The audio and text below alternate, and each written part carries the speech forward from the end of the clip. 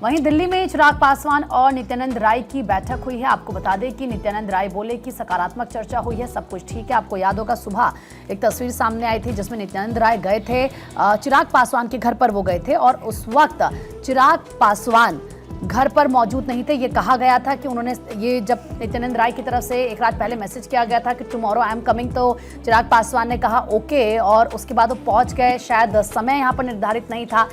फिर बाद में जब मीडिया ने उनसे सवाल पूछा तो चिराग की तरफ से कहा गया, क्योंकि वो दिल्ली में थे, तो उन्होंने कहा कि मैं एक सांसद हूँ, मेरे पास विभाग भी है और मुझे उसको लेकर भी काम करना होता है। हालांकि फिर ये मुलाकात हुई और उस वक्त की तस्वीरें हम आपको दिखा रही हैं, बैठक जब हुई है। और देखिए, इससे पहले आपको याद होगा जब नित्यानंद राय पहुंचे थे उनके आवास पर, तो उनकी मां से मुलाकात हुई थी और तब ये बार बार सवाल पूछे जा रहे थे कि क्या सब कुछ ठीक है, कोई नाराजगी तो नहीं। हालांकि नित्यानंद राय ने उस दौरान में कहा था कि चिराग पासवान से हमारी कोई नाराजगी नहीं है, गठबंधन में सब कुछ ठीक चल रहा है। इस बीच केंद्रीय मंत्री चिराग पासवान से मिले हैं केंद्रीय मंत्री धर्मेंद्र प्रधान। केंद्रीय मंत्री चिराग पासवान से केंद्रीय मंत्री नित्यानंद राय की भी मुलाकात हुई और चिराग पासवान के आवास पर दोनों ने मुलाकात की। तो फाइनली मुलाकात हो चुकी है और मुलाकात के साथ ही ये संदेश देने की कोशिश की जा रही है कि सीट को लेकर कोई भी गतिरोध नहीं है, किसी भी तरह की कोई खींचतान नहीं है। क्योंकि अगर चिराग पासवान की बात की जाए तो वो 35 से 40 सीटें अपनी पार्टी के लिए मांग रहे हैं और इसी को लेकर सारी बात फंसी हुई थी।